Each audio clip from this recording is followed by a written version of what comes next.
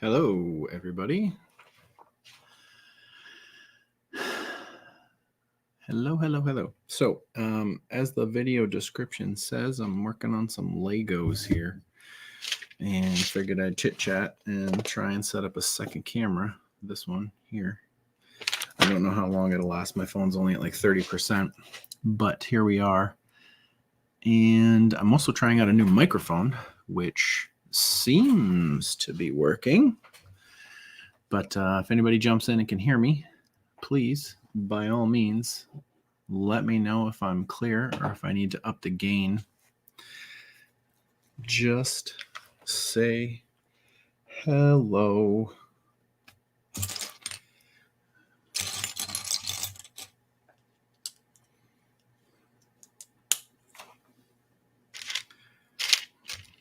I always like to set up everything like in two spots so I can have like a tray of the little parts and this little plate right here, and then my bigger parts separate. And as you can see, I'm working on the Nintendo. Here's the base. You can see the front here. Pretty cool. And then this thing is where the games will go in. When I build the game, ta-da-da! Again, so if anybody's jumping in and they want to be super helpful, let me know if you can hear me and if I'm coming in loud and clear, because everything looks okay on my side, but there's really no way for me to know. But happy Saturday, everybody. It's the 30th of September. We just had my wife's birthday party, which was super duper fun. It was a little late, but you know, it's when we could get everybody together. So it kind of is what it is with that.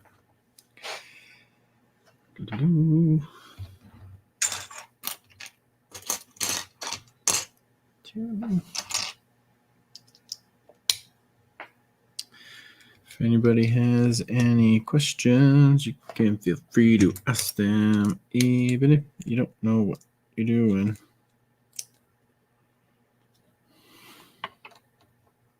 All right.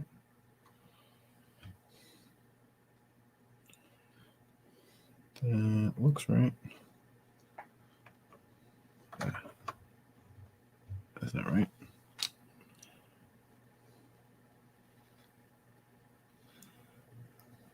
What am I doing wrong? What am I doing wrong? I feel like I'm doing something wrong.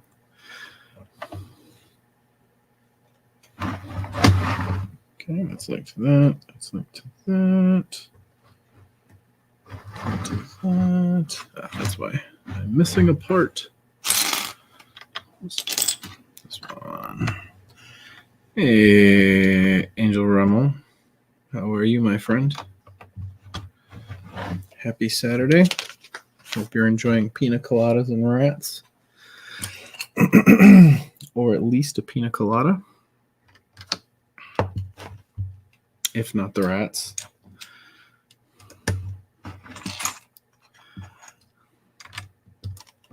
And again, if anybody can hear me, let me know.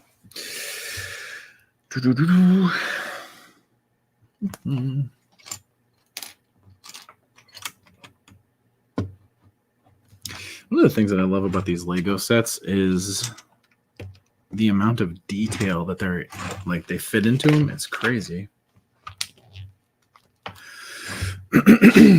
Like, I don't understand how these designers sit there and like intricately use these odd pieces to make them look like things that are totally different. It really blows my mind. Like, what?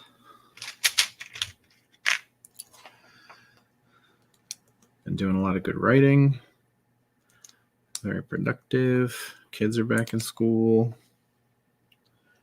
That's pretty sweet. Kids are doing good in school.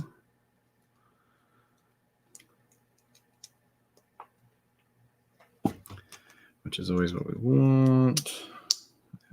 Stop doing that. Stop doing that too.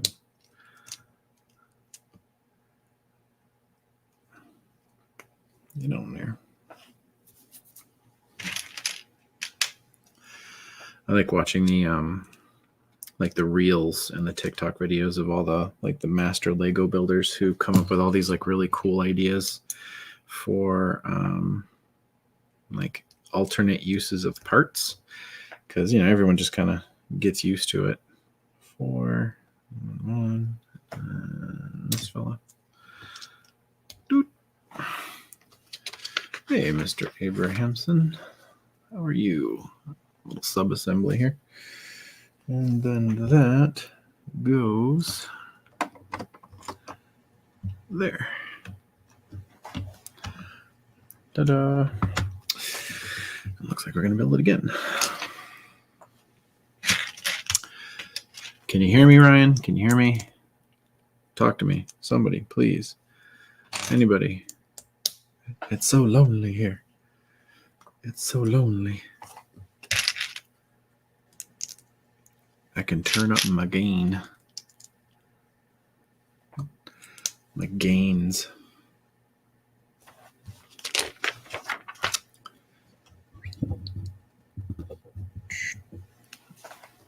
I turned up my gains, y'all. So this, I got the Blue Yeti microphone, which is apparently the gold standard of people who try to do this stuff online in terms of like money invested versus quality, right? Like, I mean, obviously there are microphones that are like crazy more expensive. But you know, I'm not like a porn streamer. I could be. But yeah. This one's supposed to be really good, so hopefully people can hear me. That would be really cool. I'd like it if people could hear me.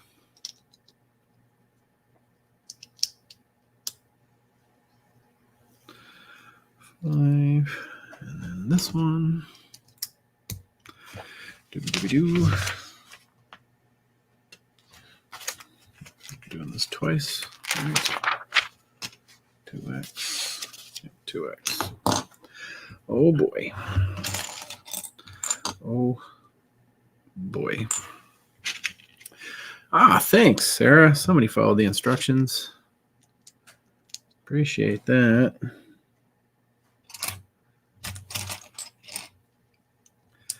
I'm so glad. I'm not sure you guys are, but you know, it is what it is.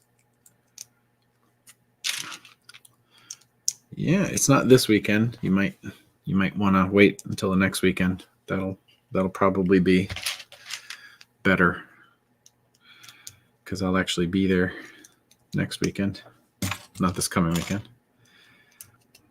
The 7th and 8th, and I'll be in Austin, Texas.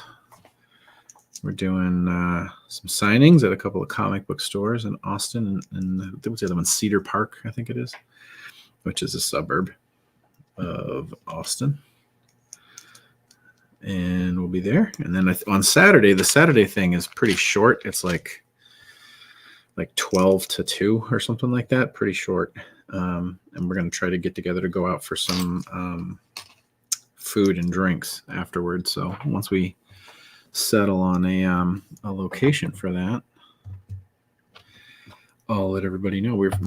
Anthony found a burger shop somewhere in Austin that he really likes, so we'll probably wind up doing that. But it depends on how many people think they're going to show up, because I can never tell with Texas, because y'all people are crazy. Last time I was down there, sorry, Sarah. The last time I was down there, like a ton of people showed up. It was like 40 people in Austin, and Austin's not too far, relatively speaking, from Austin. And I know at least 3 or 4 people from Houston are coming to Austin. And then I've had a whole bunch of people say that they're going to try and come. So it might be a whole bunch of people, might be nobody. You can never tell. I really can never tell. But it'll be cool because we'll be signing the comic book, And it'll be like my first time signing a comic book that I worked on, which is like crazy life goal stuff for me.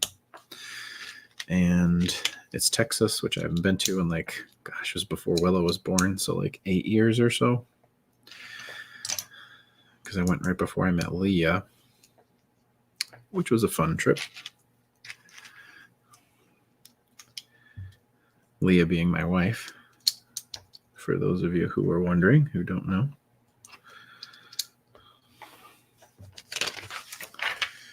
Da da da da. Da da da da. Da da da da.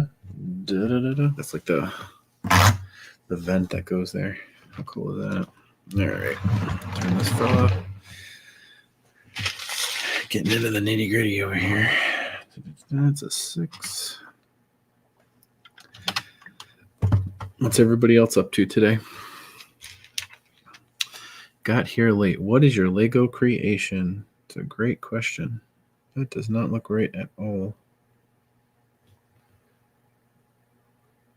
That does not look right at all. I am building the Lego Nintendo. Sarah, the Lego Nintendo. You can see this is what the front of the Nintendo, the old school Nintendo looks like. I don't have any spare pieces though. It doesn't make any sense. There. And then there.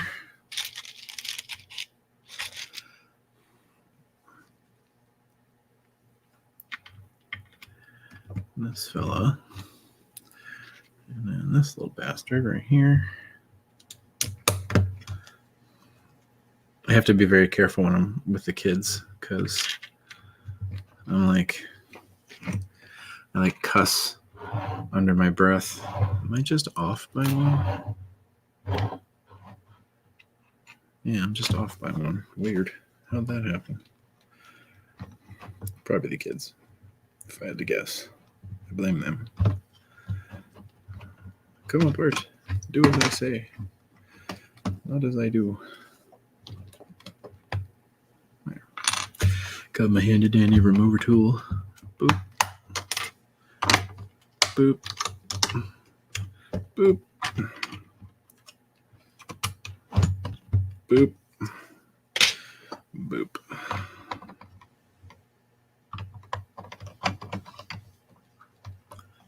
That's supposed to be right there. 2, 3. Right. 1, 2, 4, 6, 7, 8, 9, 10. Right there. There. Right here.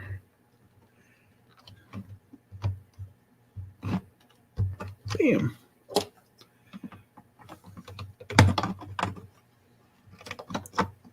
Crisis averted. Hey, Mr. Adam. Welcome to today's Saturday evening chat. 2, 3, 4. Hey, there we go. Now we're back in business.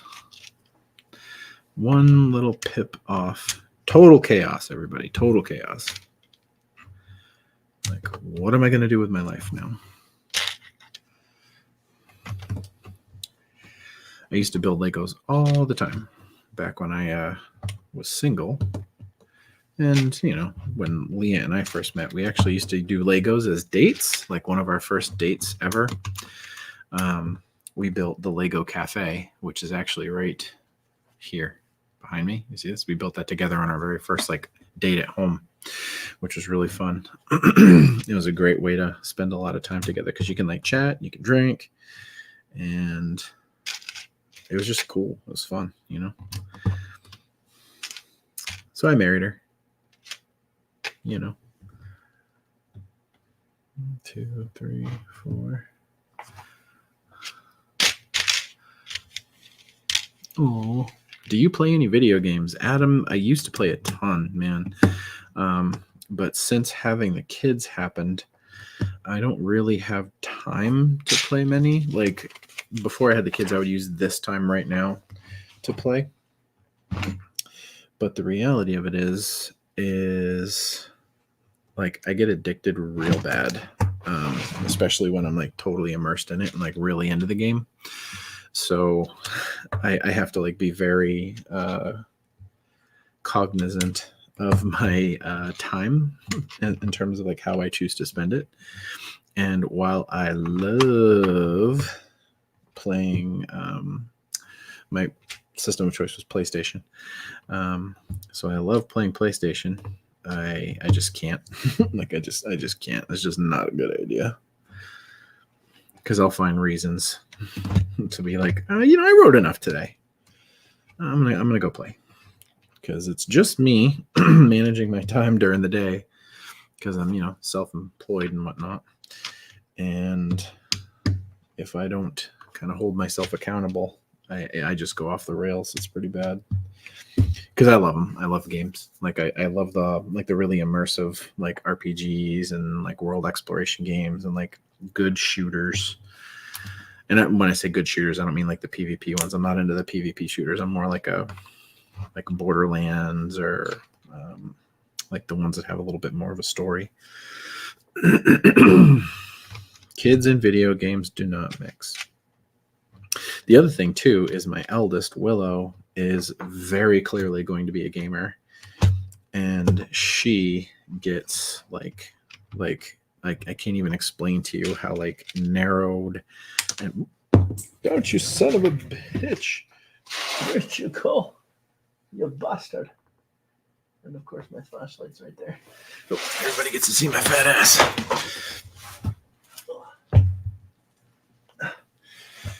Anyway, Willow is so very obviously going to be a gamer, and she gets so like locked in when there's any game available, so I gotta be like crazy attentive to like what I'm doing when she's around, because she literally will just like zone out and stare. And I get it, because that's what I'll do too. But alas, I like stuff like, Fallout 3, Fallout New Vegas, Fallout 4, the Borderlands games. What else? What's up, Anthony? What the hell else did I play? That's a long. Any of the RPG stuff. That stuff was really fun for me too. But yeah, it's a problem. So, and I can't do PC games, like period. I just cannot do PC games because, I work at home on my computer, which is, what's filming me right now. And if the option to like minimize my work and tab over into a game for 5 minutes is an option at all, then I will never, ever work again, ever. Because I'll find any reason in the world to tab over and do nothing. And that's funny, because I love my job. I love what I do. And I love to write. I find it very rewarding. But I sure do love me some video games. And yeah, I'll ruin my life. I'll ruin the lives of other people around me, and I won't even notice it. Yeah, 9 hours, easy. I have easily, it's just like an alcoholic working in a bar. I can't, I don't have the discipline. I just don't. I check my battery. Yeah, I just don't. I also have ADHD, diagnosed strong. And part of my life has been, and I didn't know this until recently because I was only diagnosed like a year and a half ago, 2 years ago. But like so many of my coping skills that have gotten me through life have just basically been ways for me to not have my ADHD screw up my life. And, you don't realize it, that like the way you do certain things isn't necessarily like effective outside of, when you have ADHD. But I have the time loss piece of ADHD. where I can, like when I'm doing something that is like a preferred activity, I lose track of time, and not in the sense of like, oh, I just don't pay attention. Like I have no fucking idea how much time has gone by. Like I look up and really no idea that 4 hours has gone by when I said I'm just gonna do this for 20 minutes. And it's to the point where like it's a problem in my life, and I have to be very very cognizant of how I tempt myself with things like video games, because I do love them and they will ruin my life, my entire life, all of it, including the lives of people around me. Because when the ship's going down, y'all fuckers are coming with me. I don't moderate well, is what I'm saying.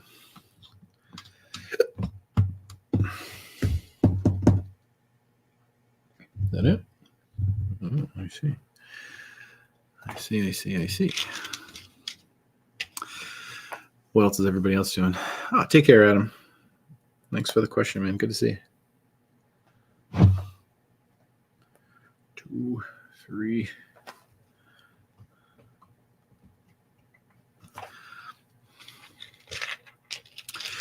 Anthony, are you still here? I can't see your name, but are you getting ready for Texas? Hope you're cleaning your house, you dirty bastard.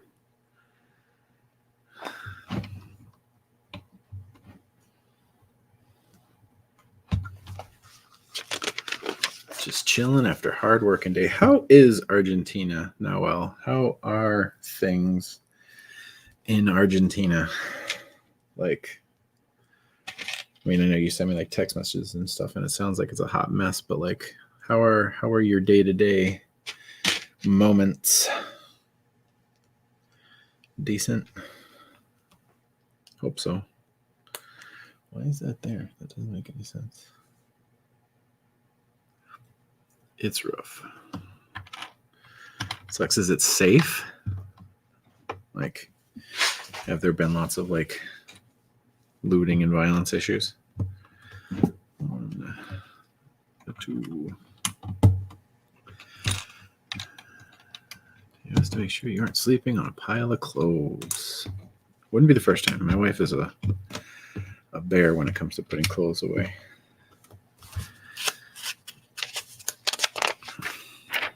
Hey, bag 6. All right, so bag 5. I basically just built all this stuff right here, which looks a whole lot like a little miniature Mario landscape, which is probably exactly what that is. They hide stuff so well. It's so neat. I apologize if there's a lot of crinkling. It's just these crappy plastic bags they use.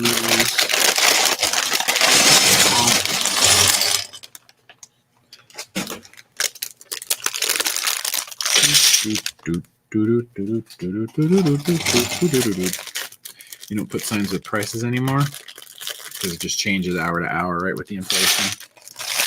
A lot of stress. People get in touch. Yeah, I get it, man. I mean, you're like, it's like the Jews during the night of broken glass in Germany. Like you're just waiting for fucking awful things to happen.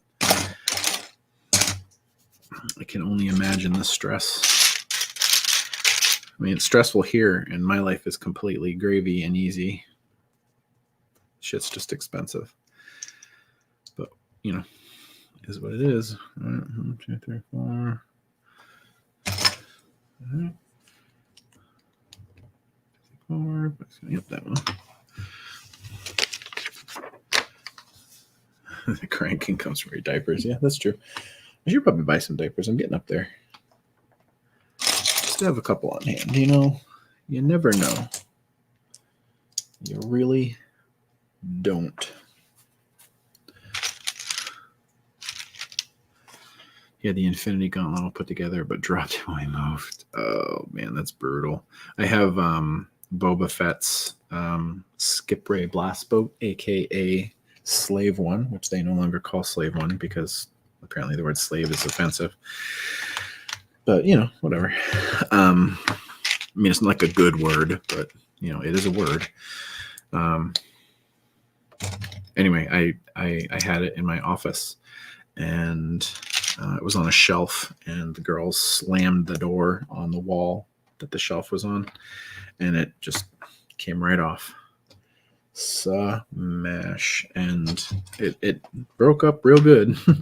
And I just haven't had the heart to put it back together, because you know, you can't just put it back together using the manual. You got to find like where all the pieces went, and you know, where the hell they got to go, and reverse engineer the thing half built. Now, is what it is. Prospect is dollarizing the economy. Yeah. It's crazy, man. I'm sorry. Truthfully, got to get you out of there. Which reminds me, GoFundMe looks like a pretty good option. I did some digging around into their bylaws and stuff, and I think it's going to work. So I started setting it up the other day, but didn't get around to finishing it. So I apologize. 3. Worst prospect is still printing money. Yeah, seriously. Our government loves doing that. Granted, our money is kind of like the gold standard across the world. So, like, if you're going to print money, you might as well print that stuff.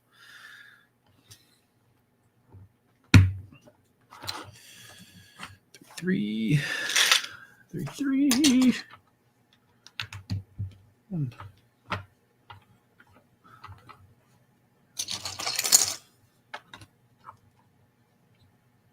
2. Working your way out of here. Looking forward to getting a haircut. Yeah, get a haircut, dude. Not that you're not beautiful, but you know, we can all use a little help now and then. Am I right or am I right?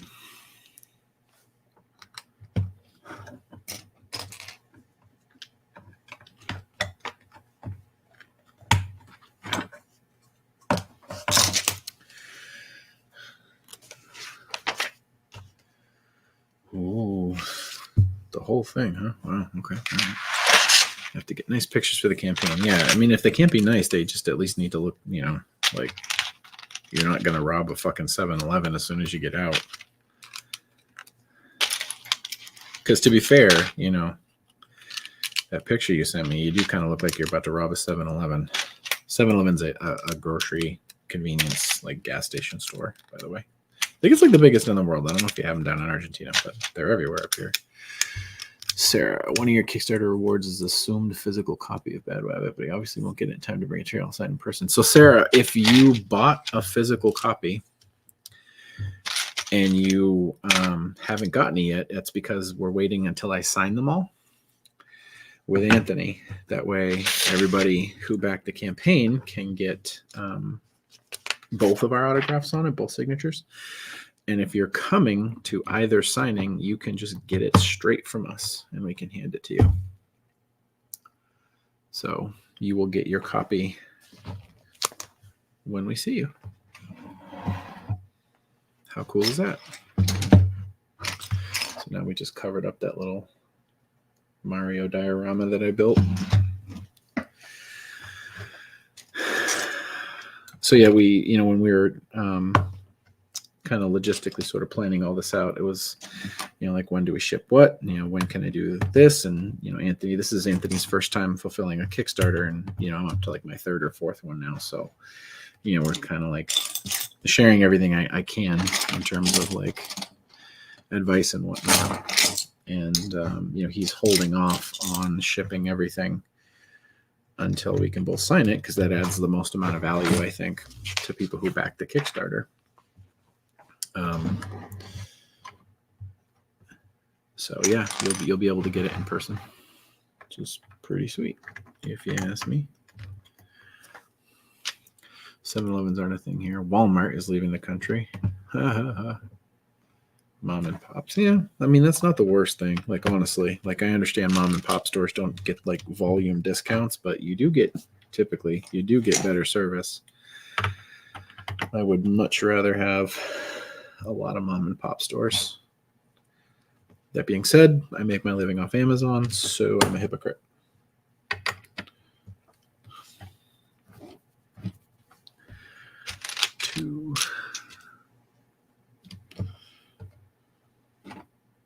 What's that supposed to be? Back size 882. It's funny too, because in America, when you go like into different regions, they have different chains that do all that stuff, and 7-Eleven, I think, is the most ubiquitous one in America, in the world, I think.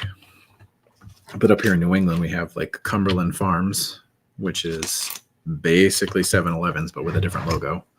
Hi, Shelly. Rachel, I am building the Lego Nintendo. As you can see, it's the front of the Nintendo. Where the games are eventually going to go. Pretty cool. Yeah, you can get a picture with us. Good point, Anthony. Anybody who comes can take their picture. Why anyone wants a picture of me, I don't know.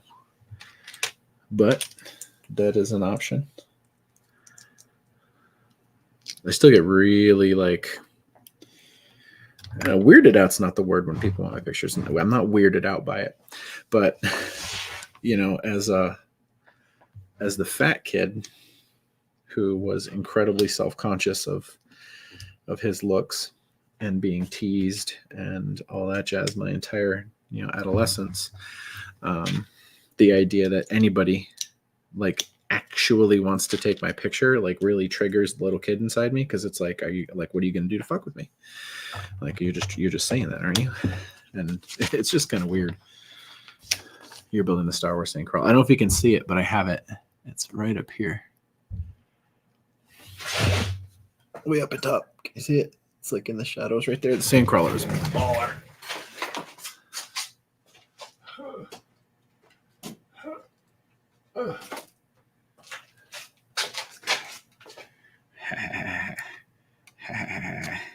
This was an awesome set. Can't break the thing, put it back.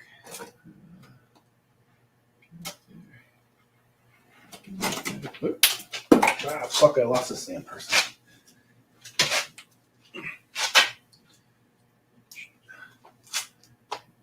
Get up there.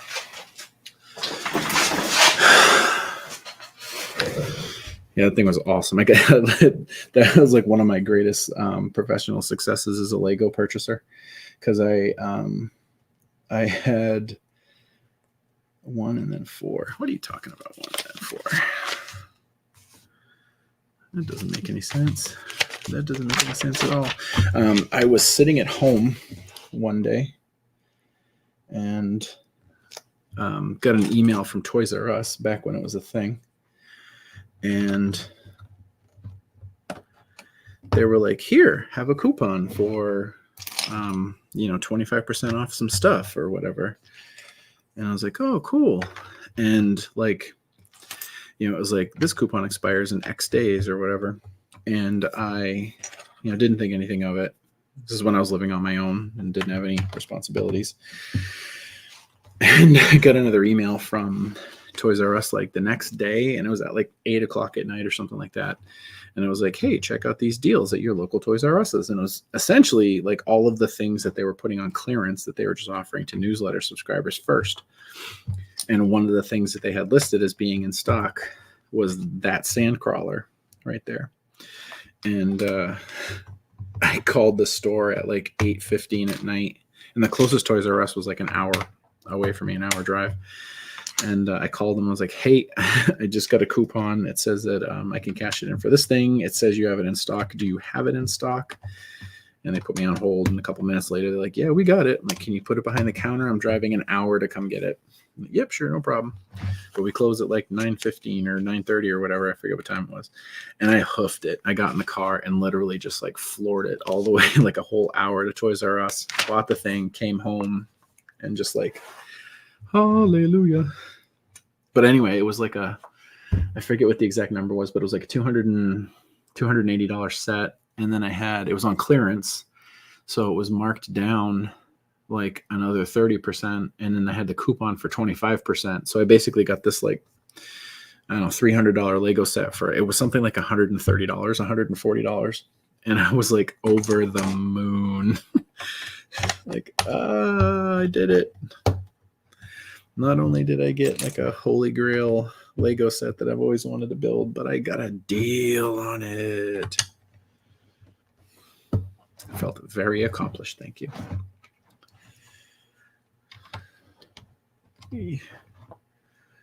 Very accomplished. Don't forget the yellow banana hammock. Of course. Yeah, I'm wearing it right now. Don't tell how many red lights you've seriously. But well, most of the way back then when I lived, that was when I was living in a town called Hillsboro. Most of that way was like rural. It was all like back roads and country and stuff like that. So I didn't really have to go through that many lights.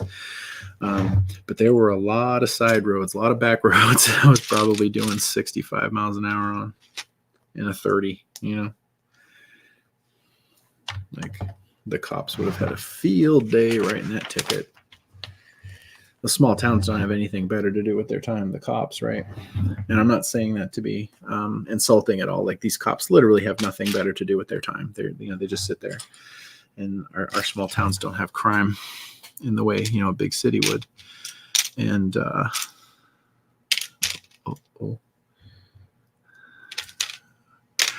where the bees at? Where are my bees at?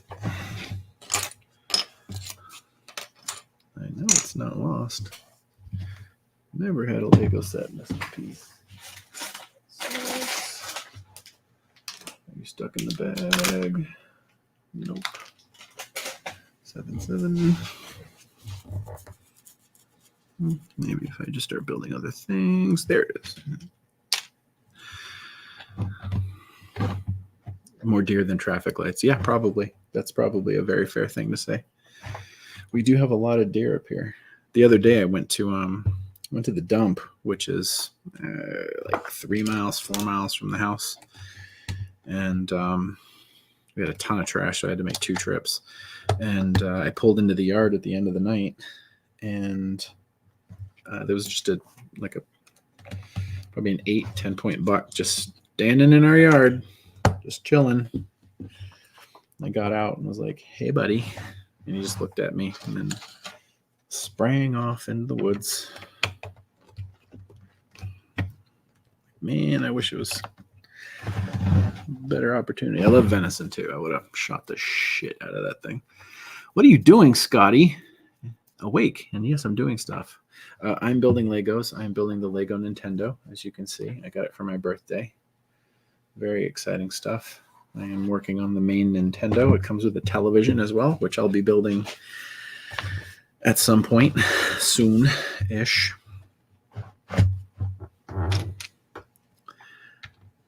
Anyway, I was saying that our small town cops they don't really have anything to do because we don't really have crime, and our small town drug problems aren't regular issues. That they periodically become issues for the local police, but it's not like they're arresting meth people in these small towns every day. It's like once every couple weeks they have like an organized bust. So these cops literally just have nothing to do but pull people over, and I'm sure that helps their local town economy. So I'm not begrudging nobody nothing, but yeah, if you get pulled over in a small town, then the cops don't know you, you're probably getting a ticket. Which is fair. If you're speeding, you're speeding. I haven't gotten a ticket in quite a while. Knock on wood. Where is that going? That is going right there. Somebody wanted to feed you with their meat. Yeah, it is an awesome birthday present, Scott. This was like one of the coolest ones I've ever gotten, for sure. Looking forward to meet you too, Sarah. I think it's gonna be fun. I love meeting people that I talked to online for a long time, because you talk to the people a lot, frequently, and they interact with your posts, and you see the same names come through all the time, and then you get the chance to meet them, and it's just really cool. It's one of the things that I am very thankful for in my line of work that I have stepped into like a pile of shit.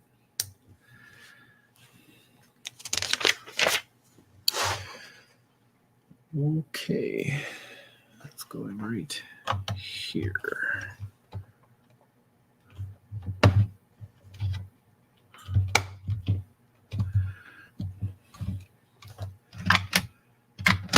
Tight fit. That's what she said. Not really. She didn't say that about me. I like throwing a hot dog down the hallway. But it is what it is. So what else is anybody doing tonight on this fine Saturday? Anybody do anything fun this weekend? Littlest had a soccer game this morning. They won, if you're curious, 3-2. She scored 2 of the 3 goals, which is really cool. She's a baller, man. This kid's like, she's got energy, and she's like with it, and she's aggressive in like a good way. I'm proud of her. She's gonna be an athlete. I think both of my kids are, actually, which is kind of cool, because I played a lot of sports growing up, and I was pretty good. I wasn't, I wasn't all state in anything, but I played well. But my kids are good. I think they got a chance at being pretty talented. I don't think they're like going to go pro or anything, but I think they'll do well. Maybe they will. Everyone is just coming to meet you. I'm going to be sitting on the side twiddling my thumbs. Ha ha ha. Well, I mean, that's why you wanted me to edit the book, right? Draw my fans in, which is smart. And will help sell books. I'm so excited though, like for real. For real, as the kids say nowadays. And then, all right.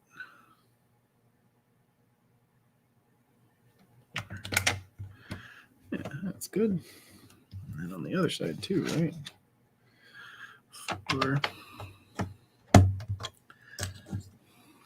And Anthony, as long as you're cool and you're chill and you fit in, which I'm sure you will, hopefully they'll become fans of yours too. You wish we had small town cop issues. Yeah, it's funny. We started talking about cops, Scotty, just as you step in. I'm like, oh, look, it's a cop. No, I got stop shooting up the parking lots at school. Having junior fight club in the high school shitter. Oh, man, I hope they're not fighting with turds. Long 3 weeks. A lot of OT. Yeah, our kids don't have phones, and they probably won't for a while. Like, we're anti-phone. We'll get them like a flip phone, so they can call and make calls and stuff. But I don't want them to have a smartphone for a while. I want them to have a plugged-in, adolescence as long as possible. They're going to spend the rest of their lives with phones. They can have, they can have a few years without them. Well, here we are. Doing pretty good. Get the sides built. Interior mechanisms built. I got to build the cartridge that actually goes in here in a little bit. I think I'm building the lid next. All right. Maybe doing that now. I need 7. Package number 7. There's 3 packages for number 7. Then we went to North Texas Pride in Plano and said hi. That's cool. North Texas is pretty cool. I like the DFW area. I do. I have friends up there too.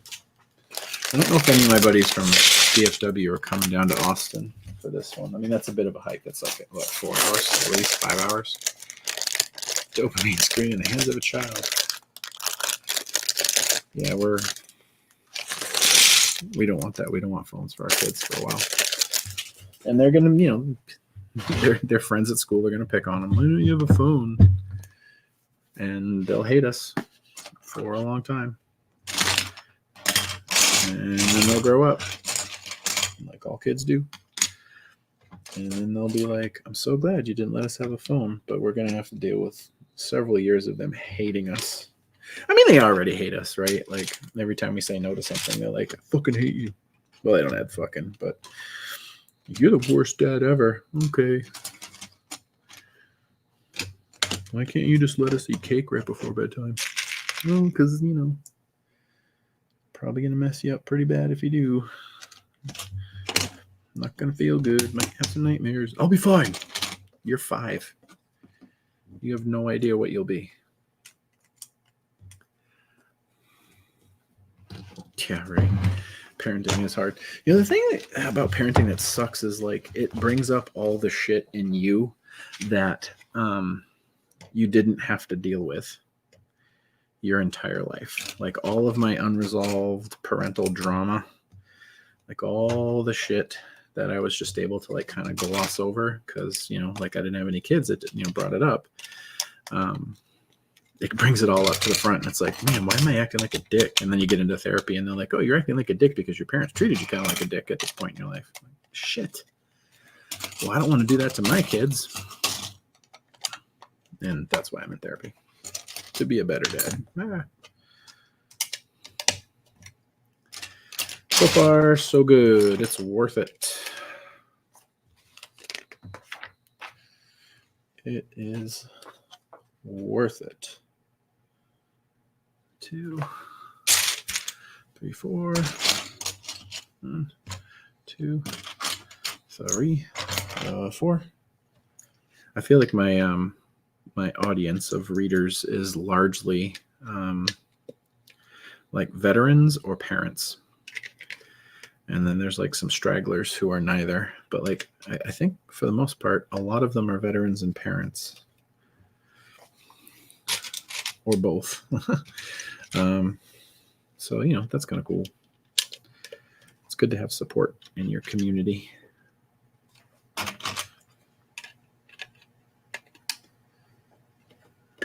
4, 4, 4, 4. How did I happen? I don't know, man. People have been asking that question since you were born. But jokes. He's got jokes.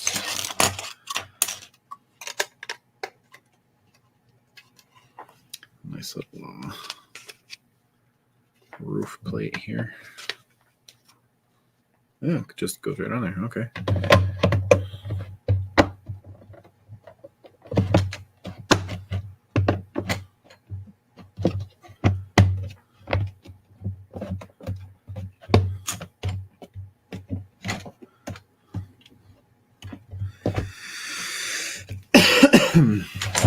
I think now, Will, you fall under the disgruntled millennial who just wants to read stories about the world burning because fuck the world, yo.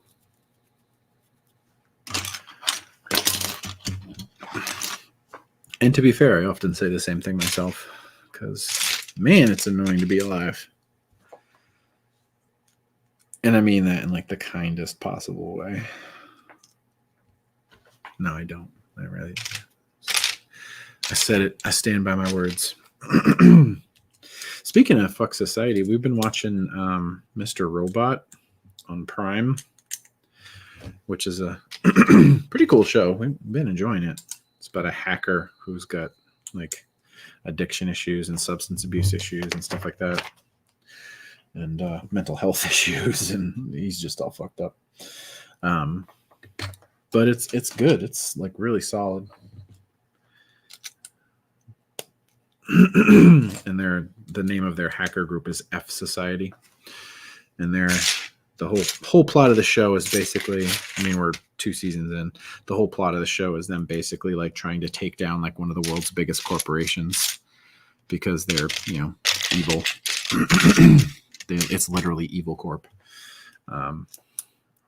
and like all of the ramifications of like what that actually means in terms of like let's say you do take down the biggest, corporation in the world. What happens then? Kind of a neat exercise in like financial collapse.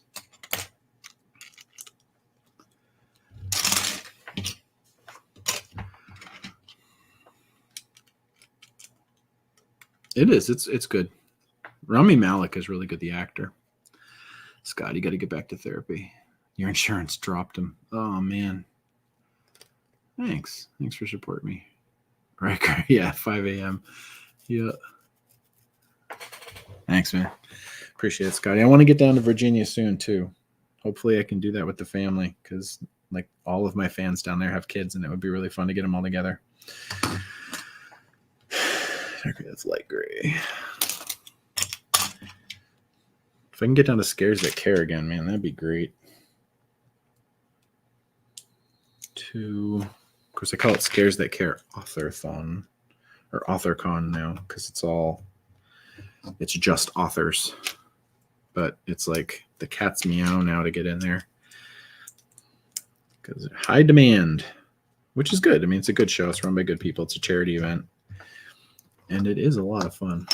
I went 2 years, and it was a lot of fun. Both years. Where does that go? Ah, okay. I see, said the blind man to his deaf wife.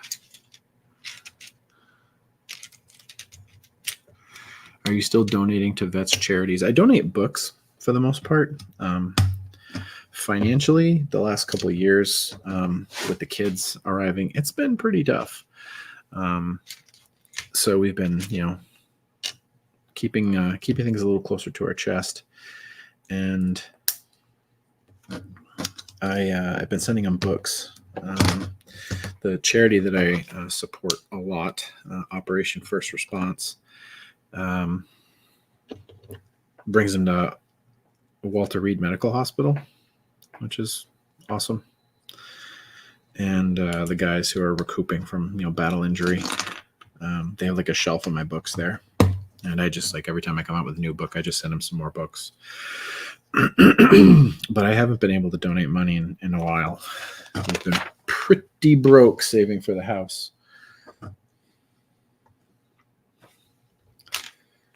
Trying to save for a house, I should say, because they are so expensive. It's crazy. But the market's starting to chill. We're noticing some price cuts come in, and things are moving in the direction we want. Plus, we're coming into an election year, which means Biden's going to find a way to cut interest rates. So he looks better in voters' eyes, because that's what politicians do. Anything to look better in voters' eyes. So, I mean, if he wants to cut interest rates so he gets reelected, whatever. As long as I can benefit from that, it's cool. I don't have to vote for him, but I can take that interest rate cut. A weird little piece, a little doohickey. Ah, yes, the doohickey. And then build some other stuff here.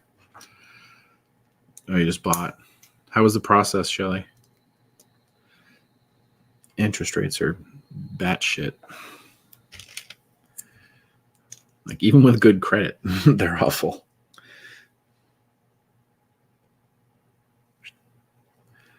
System.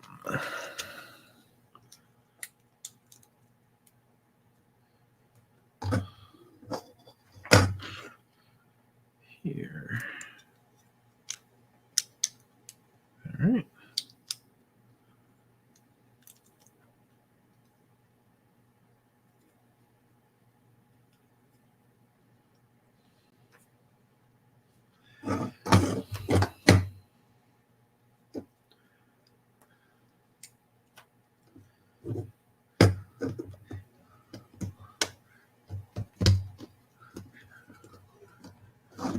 Weird little piece.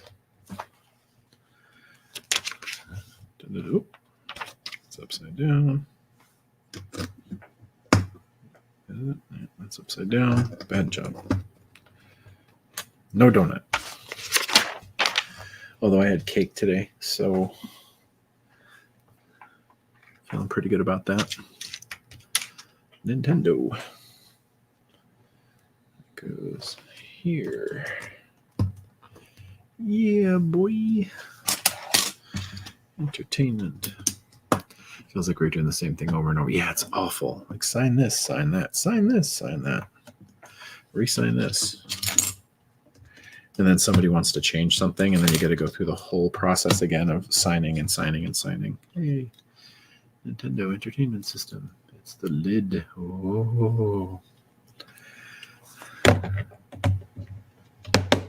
Click. Ha! That's cool.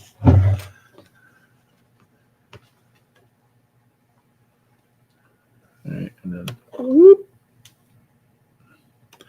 Whoop.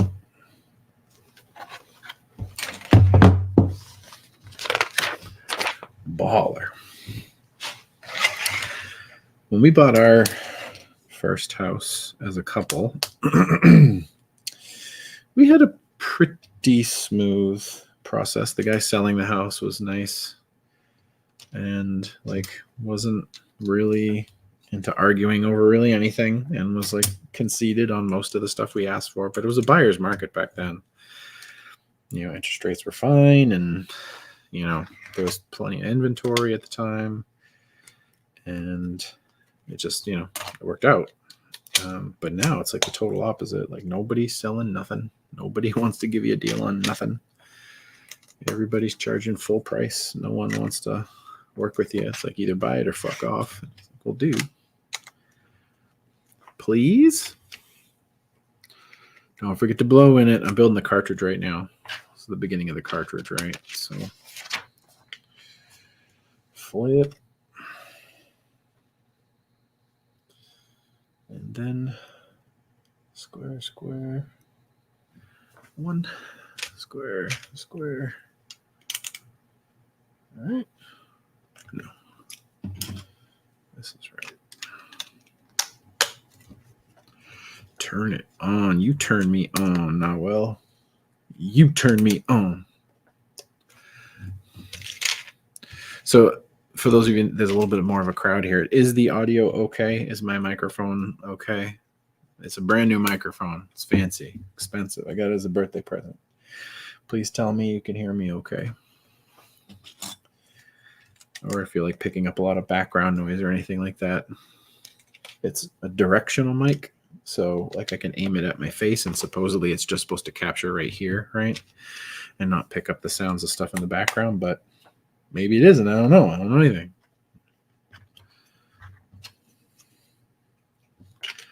I don't know nothing. I don't know nothing at all. Shoop. Oh, that's a lot of stuff. 3, 4, 4. It okay. It okay. Thank you for the feedback. You got a great deal. You got a 100K house? What? Where? Nothing is 100K around here. Nothing. That's 3? That doesn't look like 3. I guess it is. 3. 6. All right. Oh, yeah, I guess that is right. All right, fine. Kentucky. Oh, okay. Yep. Sorry. I like Kentucky, though. Pretty state. Yeah, we can't get anything. Oops, missed a part. Come back to me. You can't get anything up here for $100,000. And when I say you can't get anything, I mean you can't get anything. Like you can't even get land up here for $100,000. It's crazy. House prices have like literally doubled, if not more. Some towns it's more than doubled because of demand. You know, And all the zoning laws we have up here, where like the towns that want to stay rural basically prevent people from building houses unless they're on like a set amount of acreage, right? Because they don't want crowding and such, which is cool, you know, right? They want to keep their rural rural feel, but like when every town does that, then there's just no affordable housing, right? And then they've got so many rules up here for like how apartment buildings can be built that it's very difficult for them to build new apartment buildings. So there just like isn't a ton of places to live. And it's a big deal because I live next to the city of Nashua. The town I live in is next to the city of Nashua. And Nashua is like 110,000 people, something like that. And they're opening up a new apartment complex in the city tomorrow or Monday. I forget what day. And it's got like hundreds of units. And they were saying that like it's the biggest apartment complex in the way that they've built in a really, really long time. All right, here's our game, Super Nintendo. All right, here we go. Let me see if it works.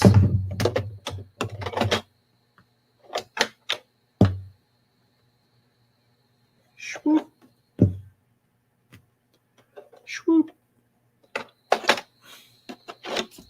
I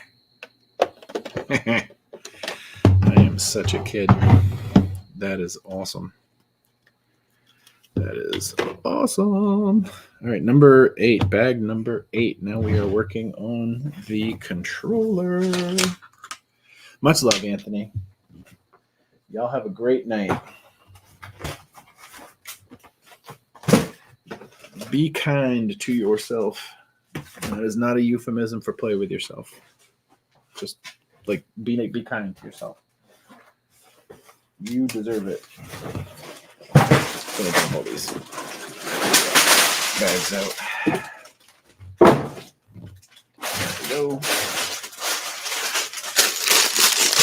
Bag number 8.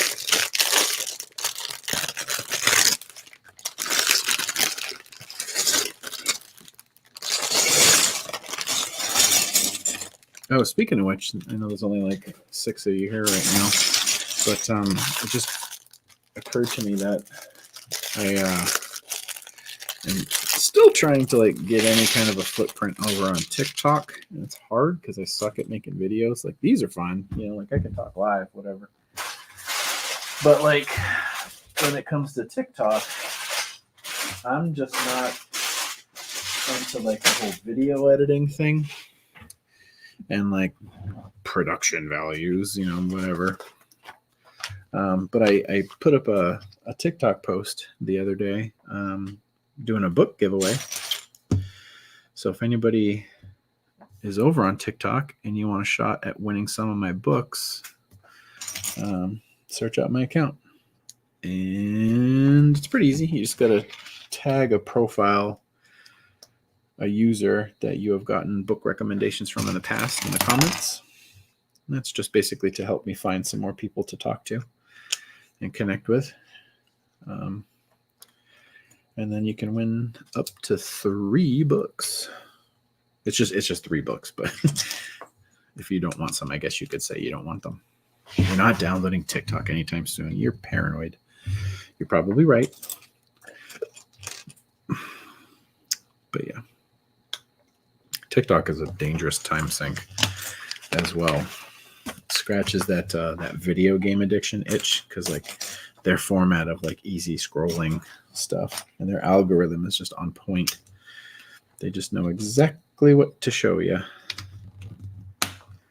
And then once you show any interest in anything else at all, they start shoveling more of it at you. And then the next thing you know, your feed is just all the stuff you want to see all the time. But I try to stay off it, limit myself. Sorry, don't do TikTok. Yeah, I didn't for a long time either. I did not want it at all one. Where's my little 1x1? There you are. Prohibition is working for you. You haven't done your laptop all week? No, well, not working. Or not working on your laptop, I should say. I'm building the controller right now. Let's see, it's the beginning of it.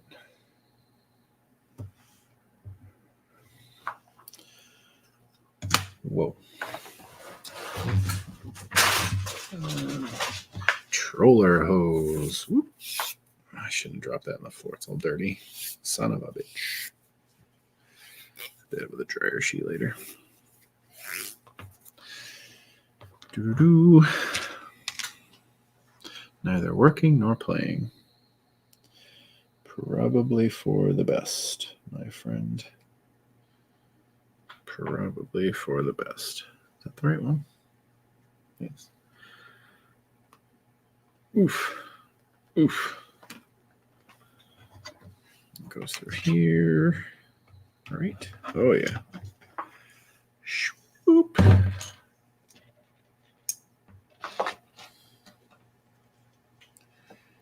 It's wedged in there. All right. All right. It's probably right. And if it's not, I'll fix it later. Yeah, I'm noticing it's like increasingly difficult as time goes on to get any kind of like audience outside of Facebook. I mean, part of that is because like Facebook was like everything in the world when I first started writing. So a ton of my initial, audience networking marketing was just to Facebook because, Twitter didn't exist really. And, MySpace was dead. So for social media, it was pretty much just Facebook. And Vine, but like I was not a Vine guy, not creating content at least. And I've got the network, on Facebook. People have been following me on Facebook for almost 15 years now. But when I try to go to another platform, I just can't get anybody to pay attention to me.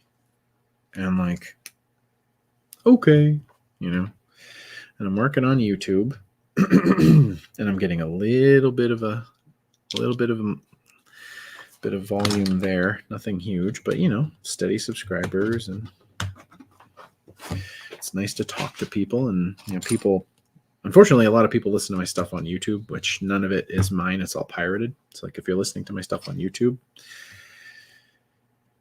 don't go to Audible. Or if you are going to do it on YouTube, at least like share the shit out of it and like tell people to buy the audiobooks and stuff, like promote me, which is fine too.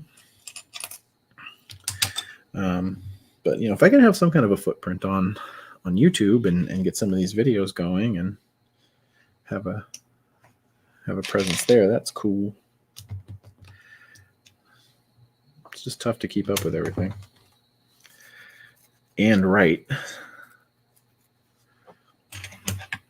Like I spent like the entire day, the entire morning, Friday morning, just doing social media marketing and setting up sales and making little graphics for promotion and such. And it's just like, it's like 4 hours of my day just to promote a couple of things, make one ad.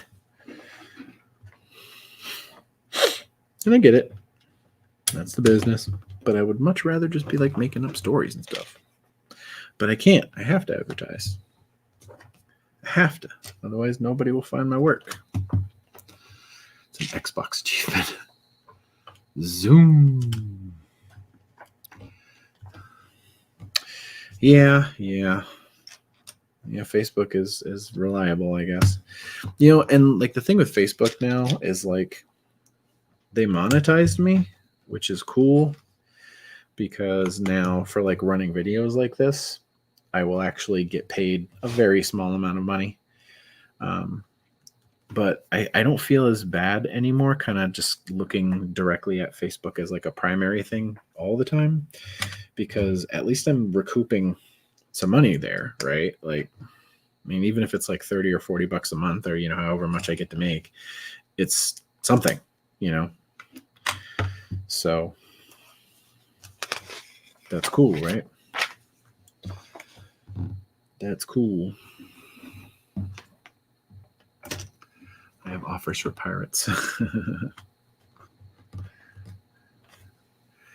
Yeah, I gave up on fighting them. It became so time consuming to like to just constantly be sending takedown notices and stuff, and they just bounce right back. Like literally the next day there would be another account with all the same stuff uploaded. And it just got to the point where it's like, I don't want to start my day every day doing copyright takedown notifications. It's such a soul crushing process. Like, all right, you want to pirate my stuff? Fine. Hopefully it makes me more discoverable. And hopefully the people who do listen to my pirated stuff on YouTube, or, you know, whatever else they're pirating, hopefully they tell their friends, you know, and like their friends go and buy something, you know, and that's cool. It's all good.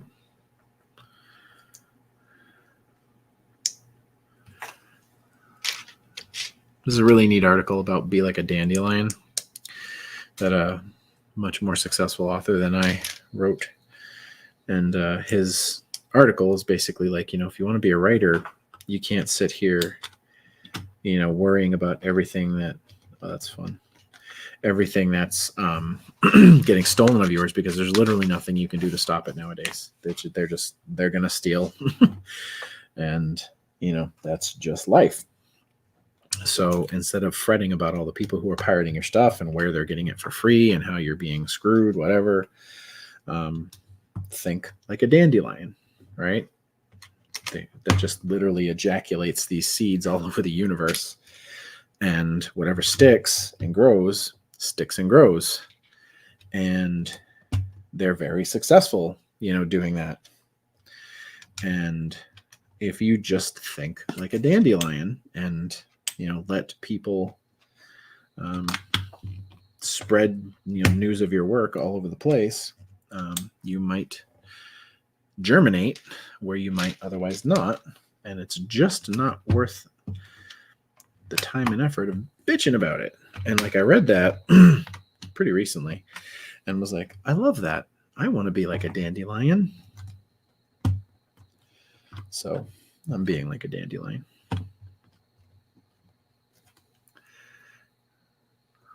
All right, honey, switch your devices. Switch them up. Switching the devices.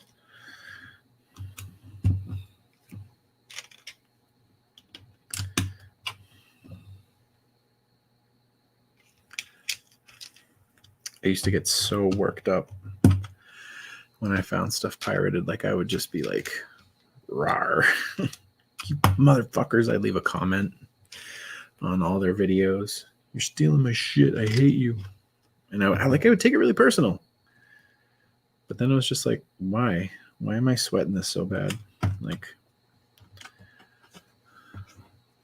it's just not worth the effort.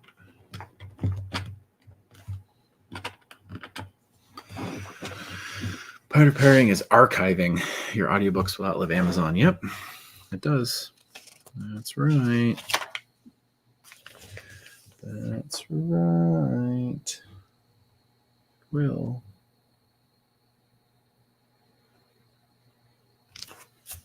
What? 4? Really? You want me to do that? That's a crock of shit. Too many pieces for too little effect. But okay, I'll play your game, Lego. Sorry, you found me on YouTube. The amount of people who found me on YouTube, though, gives me, like, hope. Because, like, people who found me on YouTube have gone on to be, like, huge fans and supporters and champions of mine. And it just shows me that, like, sweating that stuff is just pointless, right? Because, like, good people have found me on YouTube, and that's cool. Yeah, exactly. Yeah, you bought my audiobooks or books, whatever, and you got some for the library, right? So that's like the hope, right? That's like exactly what gives me hope. That scenario precisely. And I am happy. I am happy about that. The thing just sticks there for realsies, not for play.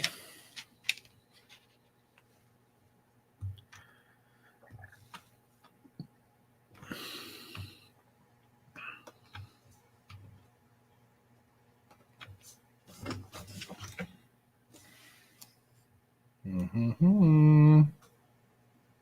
Pretty cool.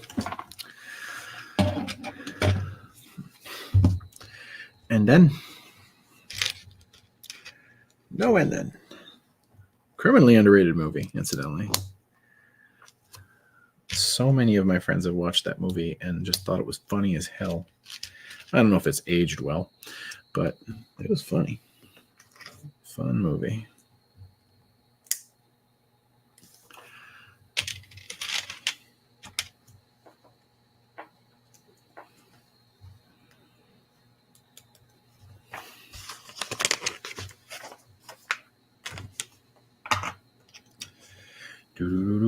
Dude, where's my car? Sarah, that was definitely you. Adam kept talking about you finally listening to stuff on YouTube. Yeah. See? It all works out. And like, one of my like business, like, plans, ideas, whatever you want to call it, is like making sure people can at least try it for free. Right? Like, so I give a lot of my books away, for free. I do tons of free promotions. You get to sample it on Audible, and I always joke around that first taste's free, right? And that's true because the first taste is usually free. So like, isn't YouTube also free? Oh man, my shit fell out. How'd that happen?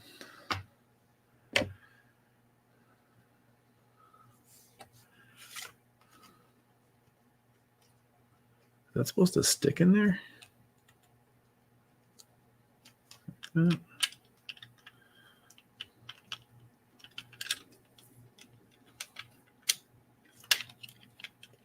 Yes, there we go.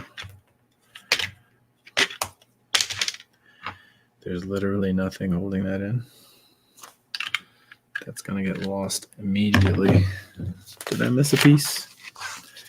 I feel like I missed a piece.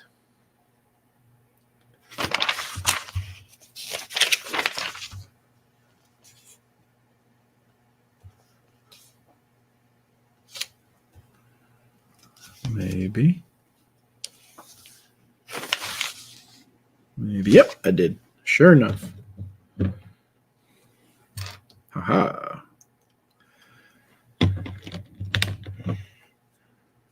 Free stuff brings them in. That's right. All right. Looking at that, it does. Man, I fucked this all up. That's what I get for doing this and talking at the same time. But it's holding me accountable. So here we are. Yeah. Aha. Bring it back. Bring it back. And then womp. Womp. Yeah, I mean, I think, letting people sample the work and, decide if they like it also saves me in reviews. Because like the people who do a free sample and then are like, yeah, I didn't care for it. They're less likely to leave a bad review, right? Than if they paid for it. And that's like the thing where like I see it time and time and time again, where that's never going to go in there like that. When it's a paid sale, people are far more likely to bitch, right? Because it's like, oh, I wasted my money on this stuff or whatever. But like if they get it for free, they read like 10 pages of it and they're like, whatever, and then just bin it. So I think I saved myself a lot of bad reviews, or unfavorable reviews, I should say. Why are you plugging that into controller 2, Nintendo? That doesn't make any sense at all. Maybe it only goes into 2. Ha! Ha ha! Yeah, plugs right in. Like the real one. Click. How fun is that?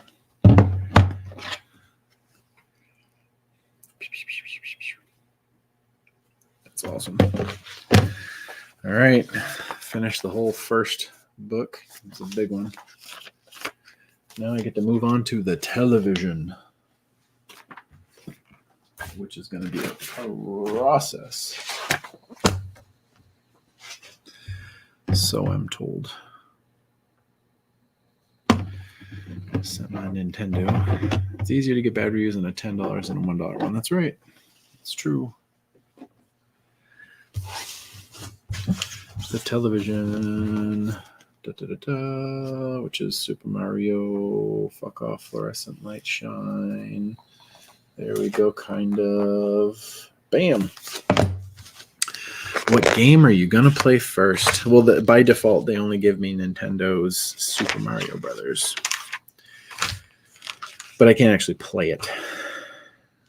Obviously, it's just Legos. All right, bag 9. Right? 9. Yep, I can count. So I'm told. 15, 18, 16. There's 10. Close. Oop, there's another 10. Also close.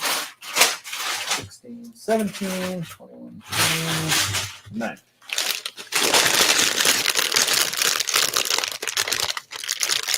Does anybody else get annoyed? It's like, oh, it's the last one I looked at. And then someone's like, well, yeah, it's always going to be the last one you look at because you found it, right? Like, no, it's like the last one I possibly could have looked at, right? I could have found that in 10 other bags, but no, I looked at all other bags first, and then I found it. That's what I'm complaining about. Join me in my bitching. People, man, what are we gonna do?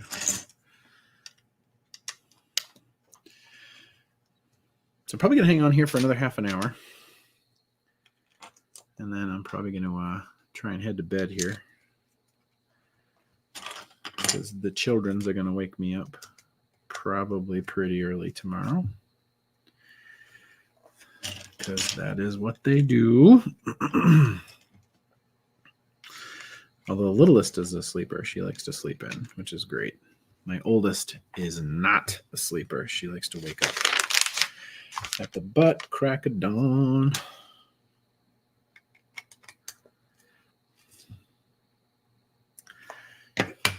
But, you know, I love her, and she's really cute.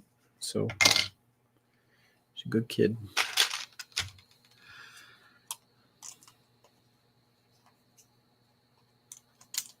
And what's really funny is, like, parenting in this different era is strange because, like, I'm posting all these videos to social media of me, like, just hanging out, chit-chatting, talking about stuff. And in 10, 12 years, you know, when they're teenagers, they're all gonna like be able to go online and search all these videos out, right?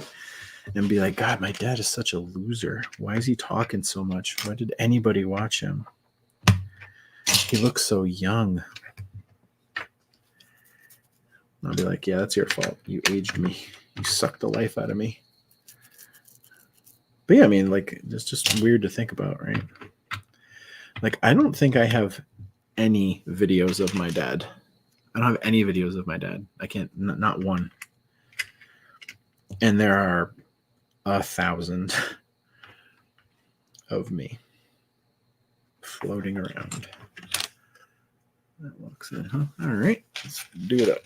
Do it 6 of these. It's just weird to think about, you know.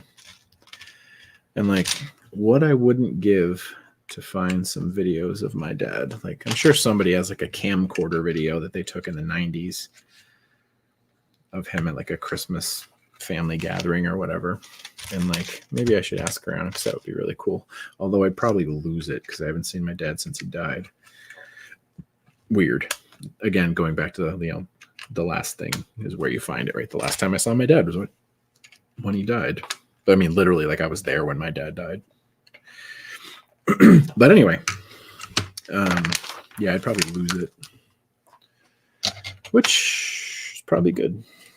It's probably a-okay.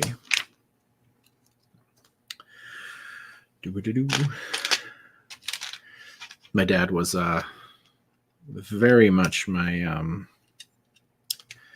my best friend in many, many ways. He was a very supportive man and supported me through a lot of my own mistakes. And I'm the baby of 11 kids, right? So, you know, he dealt with a lot of bullshit and still managed to find patience for me when it was all said and done. So, thanks, Dad. He was the yeah, I could replay them. He was the inspiration for Gilbert. People have asked that before. Like, is Gilbert based on somebody real? Yup, my dad. This one? It is this one. My dad was not a Green Beret, but did fight in the Army during World War II and had like that same kind of like sense of humor that Gilbert has. That same sort of like observational, witty snark that he had.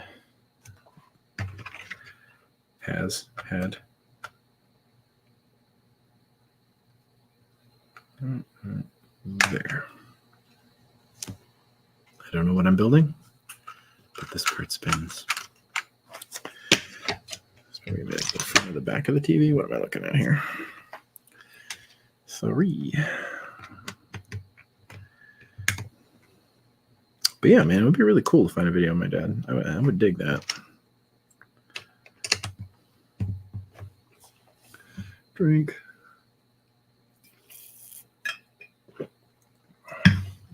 Can't believe my phone's lasted this long. I plugged it in at like 30% and it got up to like a whopping 32% before I started the video. I'm like, I'll just have it plugged in, no big deal. It'll be fine. And it's gone down to 28, which tells me that the plug in the cord I'm using sucks. But I think I knew that. So, 2. Yeah, Shelly. All right. Yeah, I miss my dad a lot. I do not miss my mom. I like the idea of talking to her again actually makes me kind of squidgy because we had a contentious relationship about many, many things for many, many reasons. My mom was a narcissist, which I would not have been able to tell you as a kid because, you know, I just thought that that was the way moms were. But my mom was very hard to get along with. And when I finally realized that my mom was, you know, gaslighting me and like low-key controlling me and not being terribly honest about a lot of stuff and kind of, you know, configuring reality to whatever benefited her the most. I stopped taking her shit. And that's when our relationship really went on the rocks. Because as long as I listened to her, everything was fine. Weird, right?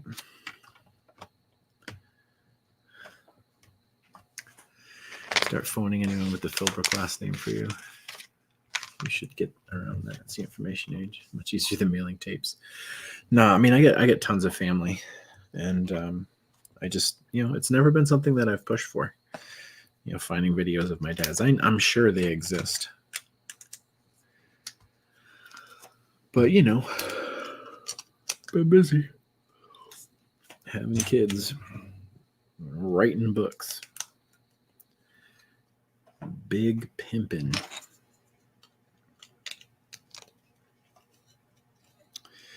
Speaking of writing books, has anybody read anything or listened to anything new lately? Anything of mine, I should ask specifically of mine, that they liked or didn't like? Well, this chat has been remarkably book talk free, which is funny. Usually it's just like Adrian questions the entire time, with the occasional Tesser question.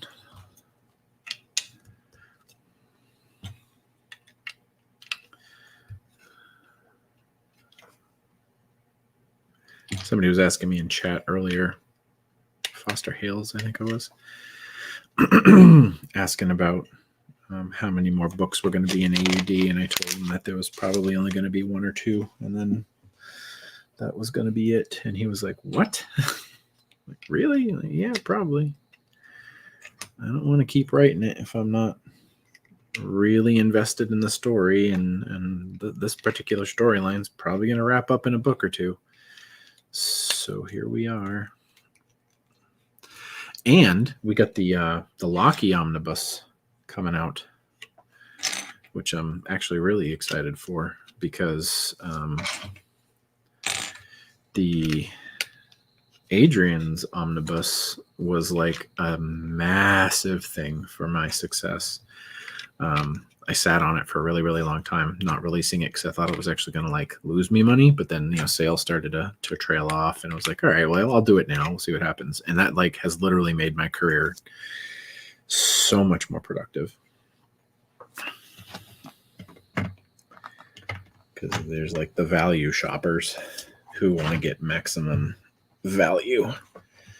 So like I sell more Omnibus 1 than I do any other title. So with Locky getting her own omnibus soon, I am super duper excited that hopefully we'll get that same audience to jump over and give that series a try, because it is a really good series. Have you considered taking a hiatus on writing in general? My life is already a hiatus. I feel like I was talking to Leah about this yesterday, I think, because I took a webinar about marketing the other day, just like better ways to formulate Facebook ads and stuff like that, Amazon ads. And the guy putting on the webinar is a like wildly successful indie author, and he's sold millions of books. And he was like, one of the things that I'm most thankful for this, career of writing is that I've been able to stay home and take care of my kids and not have to put them in daycare. And I remember saying that to myself a long time ago. Like, one of the things that's really cool about this whole writing thing is like, I don't have to put my kids in daycare. And I remember telling myself that mantra for a really, really long time. And really, really meaning it. Like, I didn't have to put my kids in daycare. That's so cool. And 10 years of doing the same work is exhausting. Yeah. Anyway, so my point is like, I wind up having to take a lot of hiatuses no matter what to take care of them on a regular basis. Like when they have a sick day, I have to take the day off, right? Because, Leah's got clients. She's a therapist. And it's a lot easier for me to just say, I'll write tomorrow, or I'll write on the weekend, or, maybe I just won't write much at all, period. So my job is always going to be, by design, the more flexible one. So like when you say like, take a hiatus, take a break from writing or whatever, it just doesn't feel like that's necessary, because I get a lot of time off from doing it no matter what. And, time off taking care of the kids is, when they're sick or whatever, is not really like a vacation per se. But it's still a break from writing and whatnot. So, and the cool thing, the really, really cool thing about this job is it's really dynamic, because like I write, right? And I write these stories and I come up with all these plots, and I come up with, characters and all of these amazing, awesome things. So I think this is the top of the TV. What do you think? Like this might be the back top. Or maybe it's like this. This is the boob tube portion. I'm not sure. I do all this like wildly creative stuff, and I help design cover art and layout, and like I do all these like really, really fun, rewarding, engaging things. And then I get to segue over and do like the marketing side of it, which is like a totally different experience. And then I get to do like tons of social media interaction, which is a lot of fun. And then I like take frequent breaks to help other authors and like, help them do stuff. And then I'm editing, and it's like a job, but it's like 5 or 6 jobs all rolled into one. And like when I kind of get sick of doing one thing, it's usually time for me to start doing another one. And, I have had to take some breaks, when the quote unquote writer's block hits, but I don't suffer from that too much because I usually just bounce to something different, and I don't get hung up on being hung up. So that's, cool. But yeah, you're right, Noel. It's really easy. The board.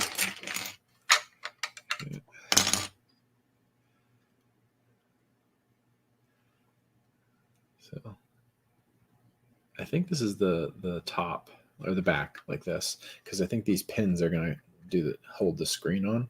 I'm guessing. I don't know. I don't like looking ahead. I don't like cheating. Anyway, so yeah, 10 years is a long time to do anything. But at the same time, like it's a pretty variable job. And I like tell myself how fortunate I am that I get to like have a flexible lifestyle that really allows me. Why is that sideways? Did I totally put that on sideways? I totally did. God, I'm awful at building Legos. Jesus. Haha. My belly caught it. Bam. Bam. Bam. Haha. My guidance counselor was wrong. I can do complicated things. Sally Hour, by the way, my guidance counselor in high school, didn't pay a lick of attention to me until I got a really good score on my PSAT. Didn't help me with anything. 0 guidance.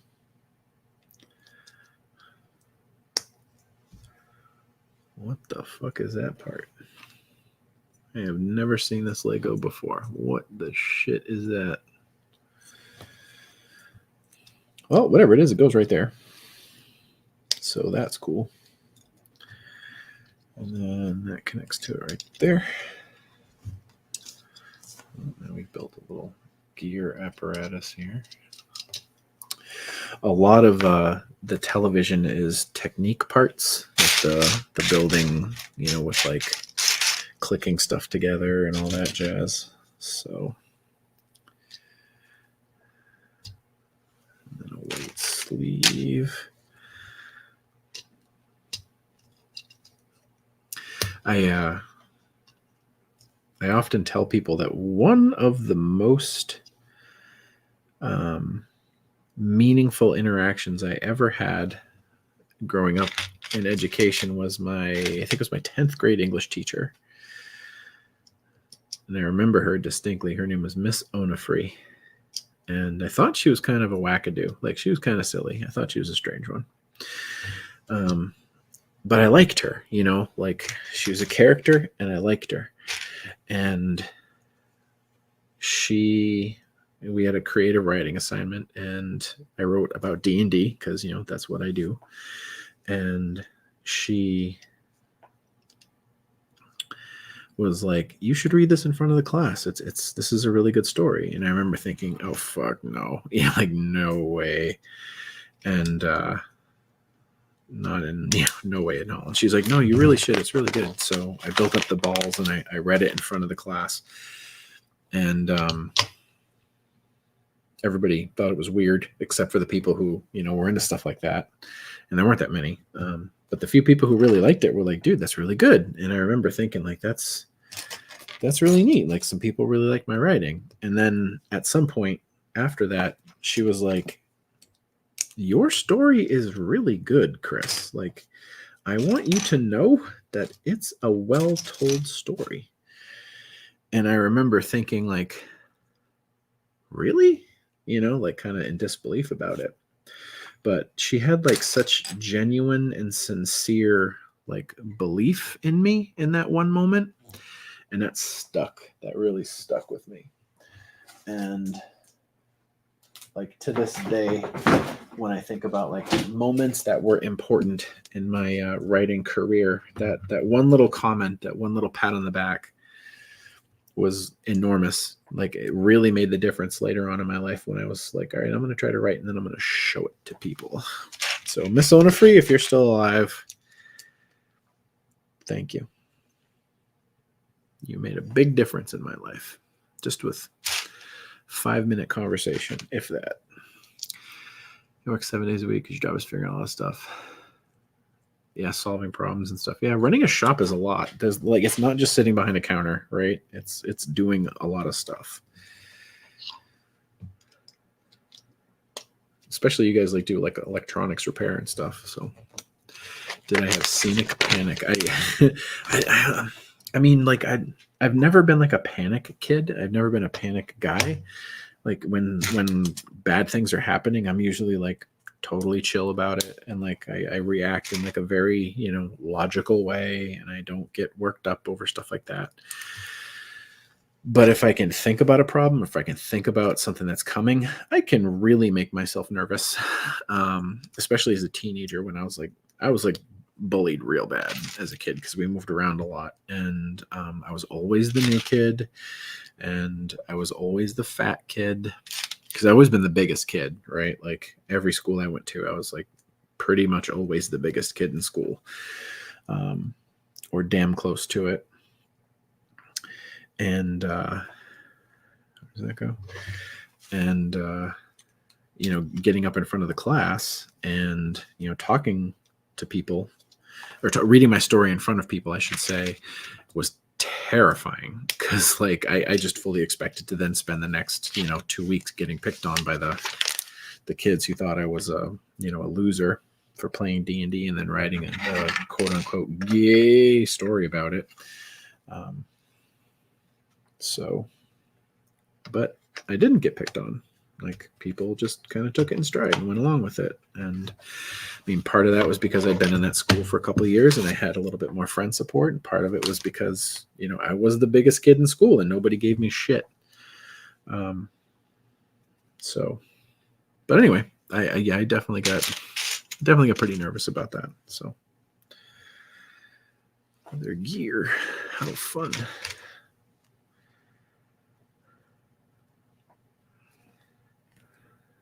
Okay. Where does that go? Right there. Oh, yeah. Ooh, it spins them both. See that? Oh, these Technics pieces, right? I don't know if you can see that, but so spinning this thing vertically moves these wheels horizontally. Oh.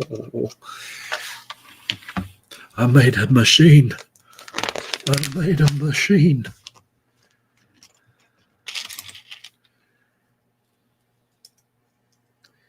Yeah, I'm pretty much a genius.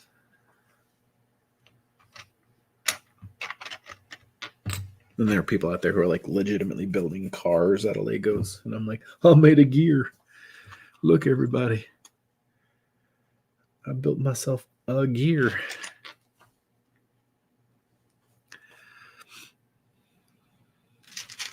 Start small. Various platitudes. Start small. Every journey begins with one step. All that bullshit.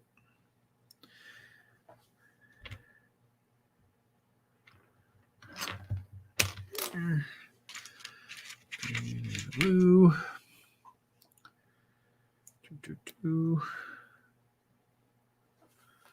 Right there.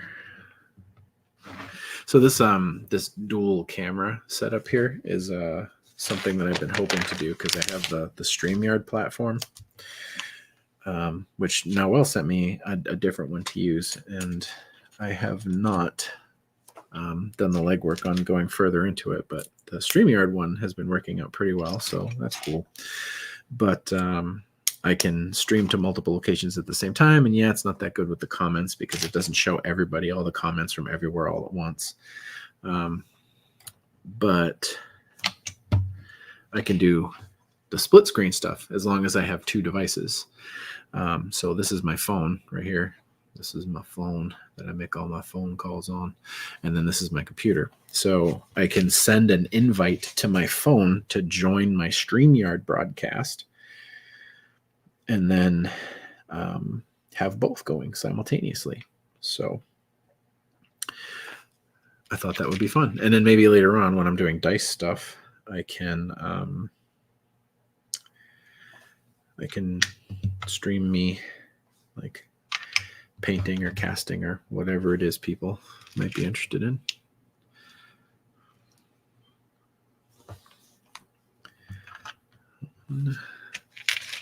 If you take advice, use both cameras horizontally. Vertical video sucks. Okay. I don't think it really matters. It's just a question. It's just how I have the stand set up. I don't have a really fancy camera stand. Any updates on the game? Yeah, the role-playing game. I was actually working on it earlier today, and I finally got the thing down. I'm working on a map right now. Does that help? No? What if I do this? Does that help? No. No, I probably have to just change the camera format. How do I do that? Anyway, I'll figure it out next time. A map. I needed to make a map. And I got the map done this week, which is pretty sweet. And then we're on to characters. So that project has been the role-playing game. It keeps getting pushed aside for things. And it's just pissing me off because I really want to run it. But, such is life. There's only two rewards that have yet to be fulfilled. And they are the short story, which real Chris Fagan bought, I should say, which is the second one he's bought, which is awesome. And his first one was Tactical Septic Tank, which turned out to be really fun and made it into the book. He wanted it in the book, and it's perfect. So the only thing waiting is his story and the role-playing game. But I'm pretty much ready for that. Oh, that's not true. There's a third reward. There's a guy who bought a live video chat with me who hasn't responded to any of my messages. So I messaged him on Facebook, which he asked me to, and then I messaged him via email. And that's the only contact I have. Well, two contacts I have, and he hasn't written me back. And I feel bad because the dude paid for it, and he wanted help with writing advice, and that's fun to do. But if you don't write me back, can't help you. Love the Lego cam. Thanks, Wanda. You have a great voice for narrating. That's funny. Thank you. I don't know how to think about that, frankly. I don't like the sound of my own voice. I notice when I'm listening to myself on the recordings and stuff, I'm always like, ugh, God, I sound weird. I feel like I should have a deeper voice or something. I don't know. But I guess it's okay. I don't think I could narrate a book though, just being real, because I paraphrase on the run. I literally will just make a rando change to the book while I'm working on it. So I would just be messing up the actual text as written big time. And I don't know if I have the discipline to to not do that. I do it to myself constantly when I'm reading my own writing. Like if I'm on here and I'm reading an excerpt from something, I will change the words that I have written because what I want to say sounds cooler, which is great because then I can go back and change it because I realize it actually sounds cooler. But if I'm narrating a book, you want to actually narrate the book as it's written. Not this guy. Fuck off. Ooh, skip the part. Or did I? No, I didn't. It's right there. Aha.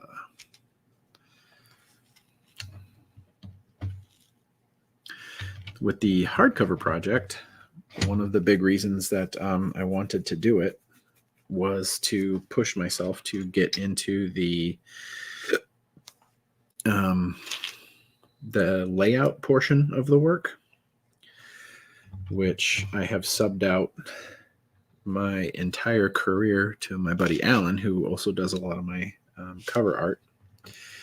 And while I love the work that he has done for me, and he does not by any means charge me that much money to do it, like he's very affordable. His timelines are tough because he's disorganized as fuck, and I love him. He's family. He's not actually family, but he's like a friend that's so close that's, you might as well be family.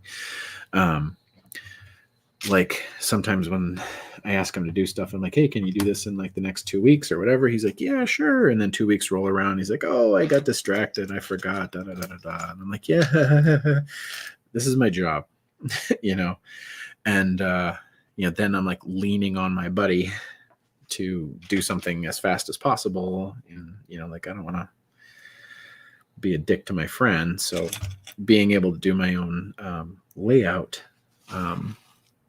it's less about saving the money and more about having the control. Because if I do that, if I have control over it, then the only person I'm going to be frustrated at is myself. And if I, need to hit a deadline and I haven't done something yet, I can just stay up late and do it, right? So it puts less pressure on my friendship and allows me to, develop a new skill set. And don't get me wrong, it wasn't like easy to learn how to do it. There's a pretty big learning curve, but it was cool. It was a lot of fun, honestly. And now that I can lay my own books out, that should theoretically shave off some time in terms of doing stuff. 1, 2, it's right there.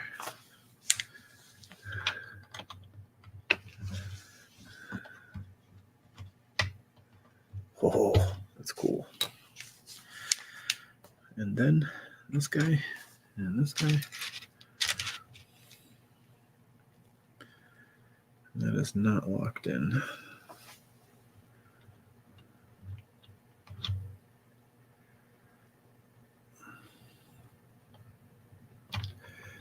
And I would not qualify myself as a control freak.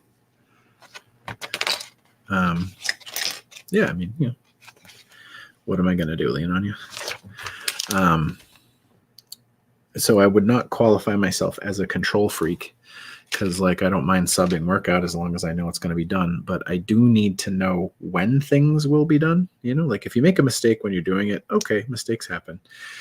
But if I need it by a certain day and you say you can get it to me by a certain day, then I start making decisions based on that, right? Like marketing and, promotions and such. Like that. And like setting up pre-release dates and, whatever. And when people start missing those dates and stuff starts lagging, then it screws up the whole plan. And then things start to get disorganized. And that's why, one of the big reasons why I don't do a lot of pre-orders, because it's very difficult for me up until now to control. Oh, no, it goes through. To control the timeline of that stuff. Like I haven't really had control over it up until now. So hopefully now that I have control over laying stuff out moving forward, I'll be able to control it better. Herding cats. Yep. I don't like managing people. I did it. I'm not a fan.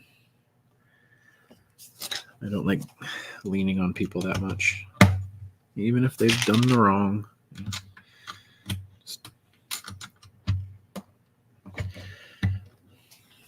Also, I talk about having ADHD, right? One of the things about ADHD is like when I'm managing people, like I have all of my own shit to keep track of, and then like I'm supposed to keep track of all their shit too. And my brain hyperfixates on stuff pretty readily, and I just get lost. And I lose track of things, and it's very frustrating.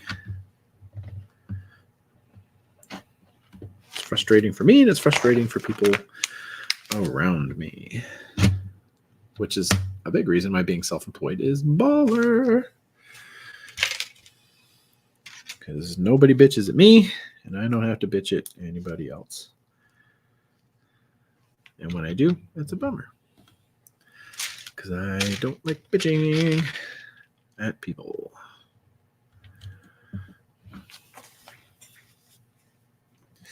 So I don't know if you can see here, but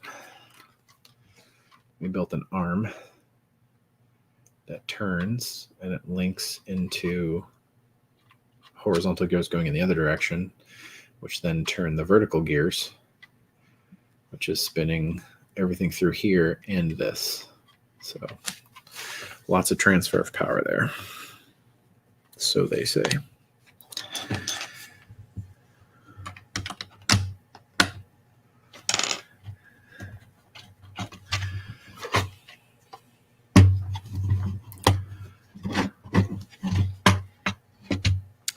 Did everybody jump into the poll that I put up in Ring Family a couple weeks ago, 2 weeks ago, about erotica?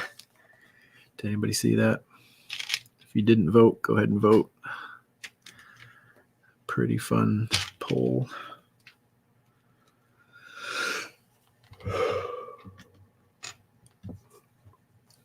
Gonna move forward on it because there was a lot of interest, because y'all are fucking skeevy, my people. Shocked at the amount of people who were like, yep, let's talk about dicks and butts.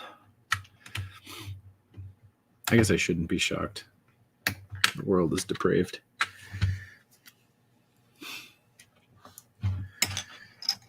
Goes in there. But yeah, so we're going to try and come up with a tasteful, respectful kind of adaptation of how we can make some erotica in the universes I write in that will be not part of the canon stories and totally unnecessary for the story. You won't need to read it for it to make sense, but there are people who are interested in it, and if they want to read it and it's not going to upset the order or the timeline of regular releases, see what happens. And I got a writing partner who's pretty talented to help. So yeah. That's cool. I learned the hard way about people wanting one of my cups and not paying me for it when it was done. Oh yeah.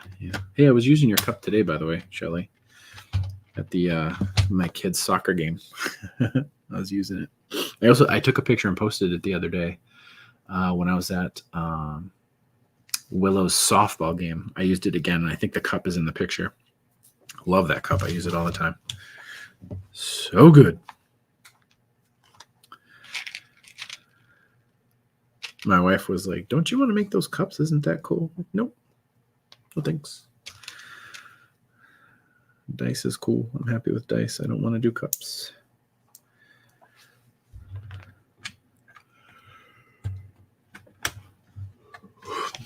One more hobby.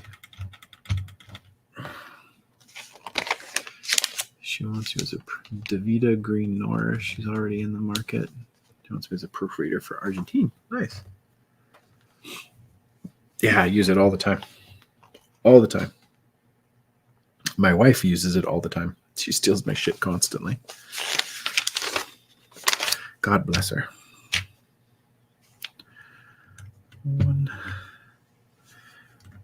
2. It's a great mug.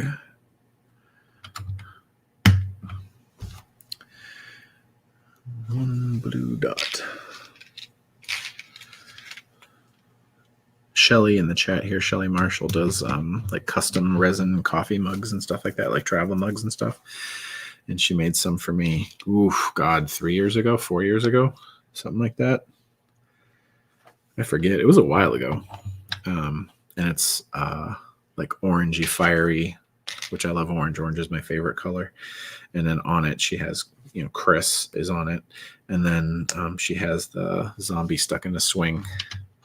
And it's perfect. I love it. And I have been using it consistently ever since. Although it got packed away in the move when we moved here, and I couldn't find it. And for like 6 months, I couldn't find it.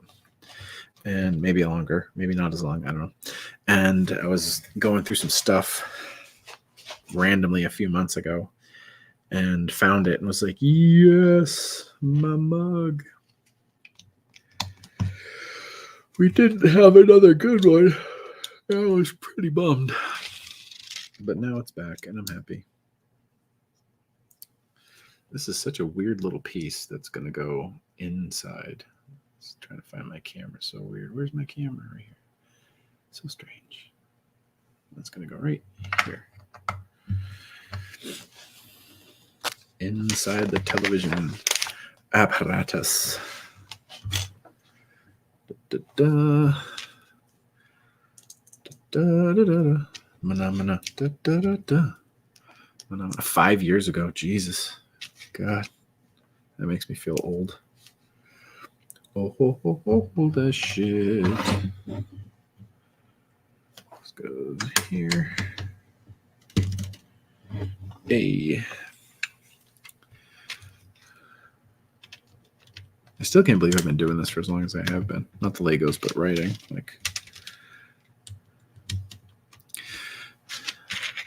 Something funny about being a writer is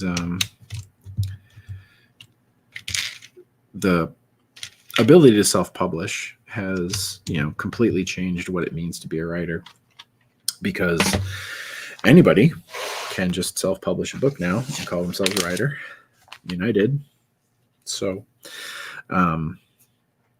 the thing that's funny about it is when I tell people that I'm a writer, they're like, oh, cool. What do you write? Tell them. And then, so what do you do for a job? I'm a writer. And like, full time?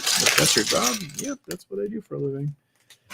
And then they're like, oh, wow, that's really cool. Congratulations. That's really sweet. And then I'll meet these people again, months later, years later, whatever. And not fans. These are just like random people, like, parents of kids at school and stuff. And they'll be like, oh, you still doing that writing thing? Yep. Still doing that writing thing. I'm going to be like, Chad, are you still doing that cocaine addiction thing? Are you still doing that going into the office thing? It's like being a writer can't possibly be a real job. It's really funny. I'm sure there are other professions, probably all creative, that people shit on like that. Yours was one of the first ones I made when you started. Thank you. I'm glad you worked out all of your learning stuff on my mugs. I love them. They're awesome. I do love them, truth be told. But I should also, doubling back on the writing thing, conversations. A lot of people can't do what I do. They can't have a career as a writer. So A lot of them try. And I think there's like a trope that goes around or, has gone around for forever. That doesn't go there at all. That like, oh, my buddy's been writing a book for 10 years kind of a thing. And, it's never going to go anywhere. So like when I say I'm a writer, they're like, oh yeah, sure. Hammering away at the cabin kind of thing. Like, no, I write books. I actually write them. And then I sell them to people. Every so often.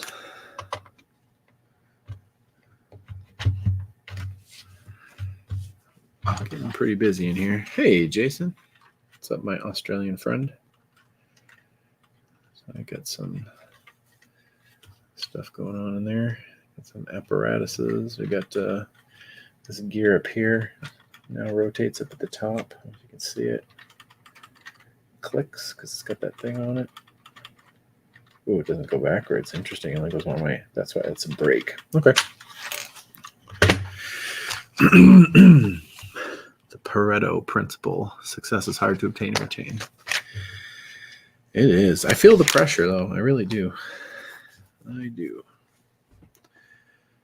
Because I always feel like I'm one dud book away from the unemployment line. And I can't collect unemployment. So, and I don't know if I could go back to a day job. Lordy. Who would have me? Like, you have a substantial gap on your resume. Writing books, like, as a job? Yeah, writing books is a job, dick.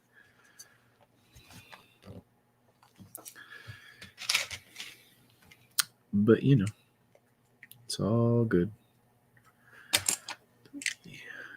And a 2.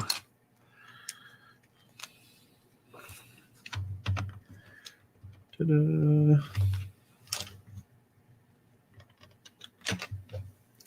I think I'm building the side of the cabinet here.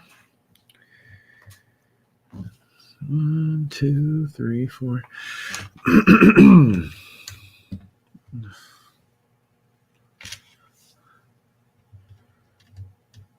2, 3. All right. So I said go to 11. It's now 11:10. So if anybody has any last second questions, I'll hang around for another minute or two. But otherwise, I'm going to go to bed. I've done, 3 bags? 4 bags? It's way more than I thought I was going to do, which is pretty exciting. Bump, bump, bump. 1, 2, 3. As always, thank you to everybody who came out. Thank you for everybody who listened to me on my new microphone. Hopefully the sound is better than the headset I was using. I'm happy to go back to the headset if I must. But not having to wear the headset means I can hear outside better. And if I'm doing these late night ones, especially when my wife is away having fun with her friends as she is tonight, I can hear if the kids need anything better. So hopefully the mic works out. And otherwise, everybody, I'm going to click out here. Thanks for coming. Thanks for checking me out on YouTube or Facebook or wherever it is that you're watching me. And thanks for picking up some books, audiobooks, regular books, print books, Kindle books, whatever it is. And keep your eyes peeled for stuff. We got the Locky Omnibus coming out end of October. Although the audio version might be earlier because Danielle's already got everything done, which is really cool. And yeah, so I'll talk to you guys soon. Appreciate it. Thanks for everything.